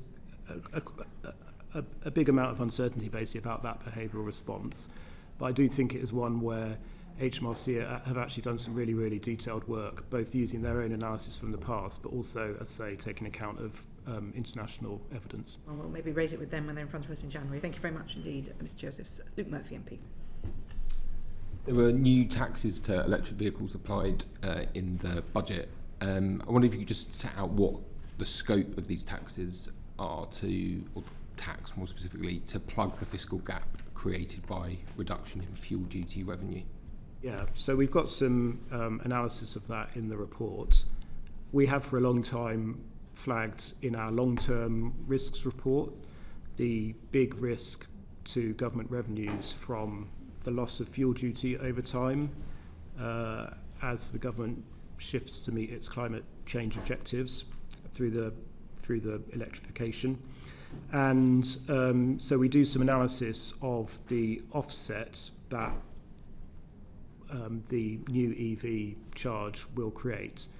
And what we show is that essentially it offsets around a quarter of the lost revenue from fuel duty over the long term. And that the reason it's not 100% is because the EV charge that the government has set is roughly half the charge on the average driver through fuel duty. And also at the current time, it only applies to cars and not to vans and lorries, which vans and lorries account for, I think, well, it's close to half of all fuel duty receipts. So those two factors, lower rate and only applying to cars, is why it only replaces around a quarter of the revenue from fuel duty. Would your expectation be that the charge will have to increase in future in order to fill that gap and potentially be extended to vans and lorries? Well, I mean, that's obviously a decision for future governments, not for us, but yeah.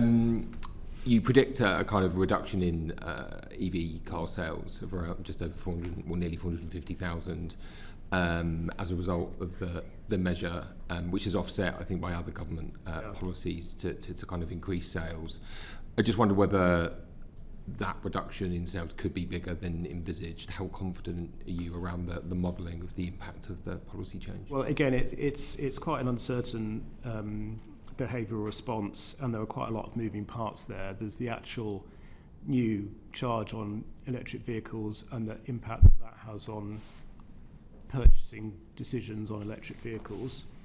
There are also, as you say, offsetting policies that the government's introduced to try and incentivise purchases, so that through grants and through some other changes to taxation that will reduce costs. And then there is also the interaction with the electric vehicle mandate, which, as you know, mandates manufacturers have to sell a rising proportion of their vehicles as electric vehicles. And so essentially the interaction of all of those moving parts leads us to this judgment that overall, on a net basis, sales of EVs will be about 100,000 lower than they otherwise would. But I definitely would say it's, that is very dependent on assumptions you make, both on the manufacturer's responses and also customers' responses. There's significant risks around the figure. So there's definitely risk around that. On fuel duty, the budget states that from April 2027 the government will uprate fuel duty by RPI. But as we know, fuel duty rates have been frozen for 15 years. How much headroom would the government lose if it did not go ahead with that fuel duty uprating by RPI? Yeah, so I think this is now the 16th consecutive time that those rates have not changed. The cumulative cost of that since 2010 we estimate is about 120 billion. 120 billion cumulative cost since 2010. I think in this forecast, if those rates were not uprated, it would cost about 3.5 billion a year. And say fuel duty weren't uprated, does that have a potential impact on demand of EVs, and do you model that? It would do. I mean, essentially it sort of lowers the cost of petrol and diesel vehicles relative to EVs. Again, the modelling that I was describing earlier on electric vehicles, we have to base on current government policy, so it will have been based on the assumption that those RPI increases happen. So that number on EV forecast could change in the negative if government weren't to freeze RPI. Well, weren't to freeze fuel duty, sorry. Yes, but there is, as I say, there's also the interaction with the mandate. So manufacturers, still have to sell a certain proportion of their vehicles as electric vehicles. So again, there would be a response Lots of moving parts. That from manufacturers. Yeah. Thank you. Thank you very much, Mr Murphy. Yuan Yang, MP. Yes, there are several increases on the effective rate of tax from income flowing from wealth in the last budget, and in particular on the effective rate of tax on dividends. And I see that in your behavioural effect, you find that over the 5-year forecast period, there's the effect of people changing their behaviour in response to that tax increase goes down to 0. Was that a surprising find, and would you have found a 0 impact on behaviour if that increase had been larger than 2 percentage points? Mr Josephs. Specifically on the increase to dividends? On dividends, yeah. Yeah, I mean, I think that reflects the fact that it was a relatively small increase. It applies just to basic and higher rate taxpayers and not to additional rate taxpayers. And I think it is the case that actually quite a lot of the dividend taxes will be paid by additional rate taxpayers. So, yeah, essentially that's why there was not a huge one. Well, thank you very much indeed. Harriet Baldwin. Thank you very much, Chair, and I'm going to try and elicit some yes-no answers out of you, because you've obviously covered a lot of ground so far, and I think there are a few last topics where I'd just like to get a yes-no from you. First of all, the Chancellor has told us repeatedly about the importance of growth. In aggregate, did the measures announced in this week's budget improve growth in the UK? That's a yes-no answer, please. No, but can I just say why? Yes. No, in the sense that we didn't judge that the positive effects outweigh the negative effects. I think it's in some ways not surprising that the answer is no, because if you're going to take the tax take out of GDP higher again, which happens to the highest level certainly since the Second World War, possibly for a much longer period, it's very difficult to raise taxes without affecting incentives to save, to work, to invest, to become an entrepreneur, to stay in the UK. It's very difficult to do that without having some negative effects. We judged that those negative effects, at least over a 5-year horizon, were not large enough to actually give a negative impact of the budget, but neither did any positive effects more than outweigh them. In short, higher taxes mean lower growth, is what I heard. Very difficult to increase the tax take without having effects on incentives. Yeah. Okay, another quick one for trying for a yes/no. In aggregate, did the measures in this week's budget improve productivity in the UK, Mr Josephs? Well, again, yes, no. Well, I think it's difficult. I think we need to get a little bit maybe more reflective. Again, I think the answer is the same answer that David just gave, which is no, but there is a reason why, which is that we have introduced this new significance threshold. So we only incorporate the impact of policies on productivity if they go above or below our 0.1 threshold. And in this budget, there weren't any policies in Lots either of direction. The smorgasbord meant that it's not a score. So it didn't increase growth, it didn't change productivity of the UK economy. Specifically on NHS productivity, because it's such a big line item in the budget, the spending on the NHS. In previous reports, you've told us that NHS productivity has not yet returned to pre-pandemic levels. Is that still the case? Can I have a yes/no on that? I mean, I'm afraid I don't have an answer to that, because that is not a number we've included in the book this time. I know there have been some recent data releases on that, but sorry, I can't give you an answer. I need to chip in that my local hospital, Homerton, has increased productivity by 11.3% year on year. So there are bits of the NHS that are doing very well. Very good. If I may, just I've got a couple more. On the Employment Rights Bill, is it my understanding you have not yet incorporated any impact of the Employment Rights Bill in your forecast? Yes. Okay. And then finally, on a point that we were talking about earlier, the net migration mix, we heard that you don't have a lot of information yet on that. You also told us in your report last year at the budget that the measures that the Chancellor put in place then around the non-domiciled regime were highly uncertain. And I think in this year's report you've said that you've no reason to change that. There's been a lot of anecdote obviously out there about rich people fleeing the country, but is there any sort of fact-based information that would change any of your information? So, as you say, we've not changed that assumption because we don't feel there's any hard evidence out there that would lead us to change that assumption. I mean, that assumption is that there is pretty significant outward migration as a result of that policy. But as I say, still within the parameters you estimated. Yeah, no new evidence, and we won't have really hard data on that until early 2027 when we start to see the actual tax receipts. And then final one, if I may, the salary sacrifice measures in terms of pensions were the second biggest item in terms of the tax increases in this budget. Do you think that that will have a long-term impact in terms of your medium-term fiscal forecast and the amount that we save for pensions in this country? Yes. A long-term impact, well, I think you would expect it to have an impact over the long term. I mean, it does reduce the tax benefits of the salary sacrifice route to pension saving, and over the long term, therefore, you may expect lower pension savings than you otherwise would have done. I mean, there are obviously lots of other routes through which people can get the tax benefits of salary of saving into a pension, and we do, and the costing assumes that people will move into other routes. Thank you very much. Luke Murphy, MP.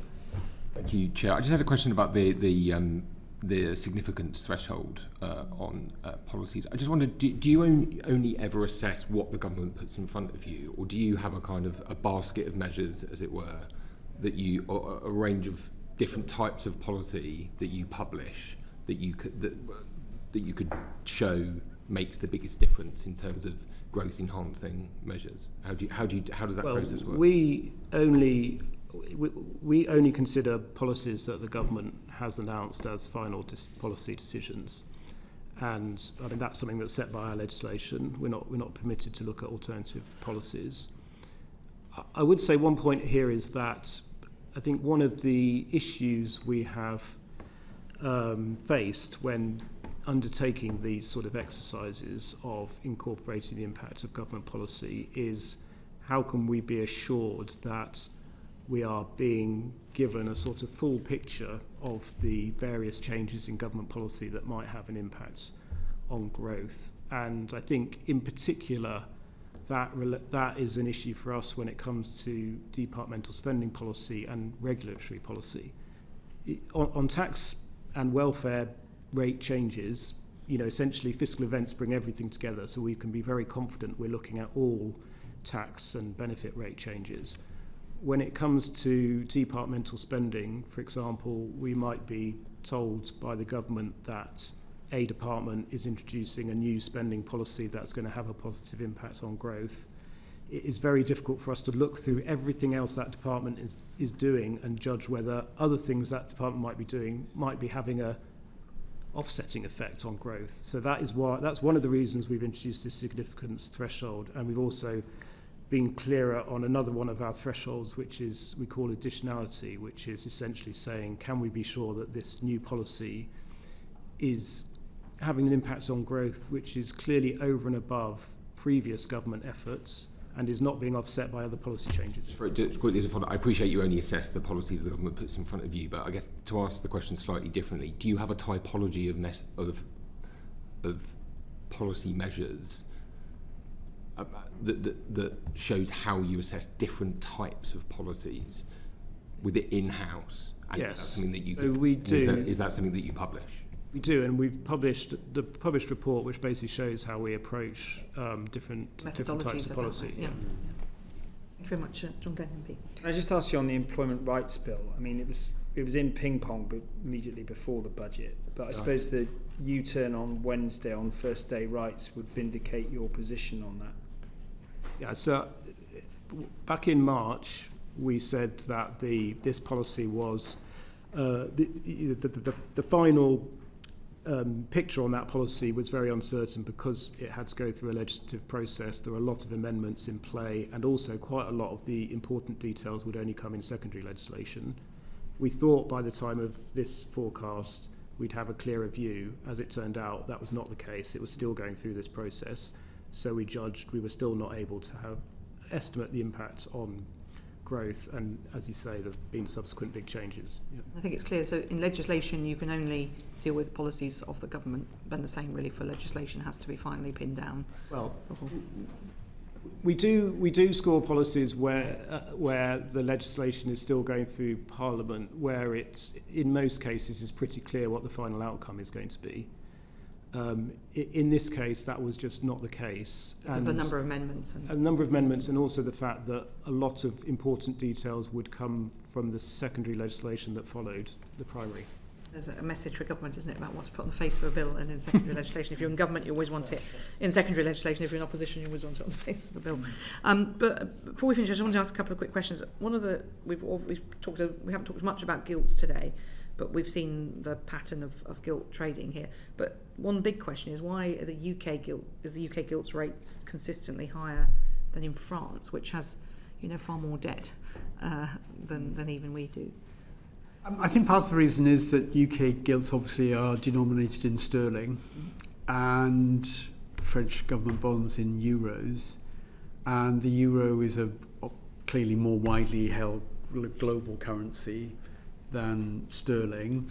There'll be a lot of investors that think some part of their portfolio needs to be in euro-denominated assets. There'll be relatively fewer, at least outside the UK, who would think, yes, we absolutely have to have some sterling-denominated government bonds. I think that's one reason. I suppose there's a slightly more nebulous one, that if things really fiscally got very difficult in France, that there might be some European Union ECB strategy to try and help them. That's not going to come our way. Okay, thank you. That's very helpful. Going back to what we were discussing at the beginning, you were very clear about the unhelpful information that you felt was being put out there. If that unhelpful briefing occurs at a future fiscal event, I think it's clear that the committee would be quite like to be informed of that. Are you happy to support that as members of the Budget Responsibility Committee? Obviously, you'll have a new chair, would have to be involved in that discussion too. Is that something, Mr Josephs, you'd support? Providing information if you felt that the OBR was being buffeted by briefings? Yes, absolutely. Okay. I mean, in terms of actual briefing, it's obviously quite often very difficult for us to know exactly what is happening and who is briefing and what. Well, it could be wild speculation, it could be media speculation, it could be briefings, it could be leaks, all of those, but all the noise around it, I think, is my point. I think one thing I might add to the discussion we had earlier when you were asking about the letter is one thing that was upmost in our minds when we considered writing that letter was the expectation that this committee would be asking us questions about what had happened, because you have done that previously, and therefore that was part of the thinking about in terms of putting it down on paper so it was clear. Yeah, get it out early. And we also had questions from the Shadow Chancellor as well. So okay. And what about you, Professor Miles? Would you support providing us with that information in future? I would. I mean, the OBR is here to serve this committee, and if you find that information helpful, we should respond to it. Thank you very much. And did you ever feel, I'll push you a little bit more on this, that the Chancellor or any Treasury Minister gave an incorrect impression to journalists or the public about the information that you had supplied to them? I think there were misunderstandings in the media, but that's not something I would pin down. You can't be sure where it came from. Right, exactly. Okay. Exactly. And Mr Joseph? Yeah, I think the same. It's very difficult for us, and we are not here to comment on government communication or on what then led to media speculation. The purpose of the letter, as we've discussed, was to sort of set out the facts in terms of the evolution of our forecast. Everything else that happened is really not something for us to, I think, sort of reach judgment on. Well, thank you very much, and can I thank our witnesses very much indeed. That's Tom Josephs and Professor David Miles of the Budget Responsibility Committee at the Office for Budget Responsibility. This is the first of 4 sessions around the budget. So tomorrow we have a group of economists. Next Tuesday we have the Bank of England, and on Wednesday we have the Chancellor of the Exchequer. The transcript of this session will be available on the website uncorrected in the next couple of days. And once again, I thank our witnesses. Order, order.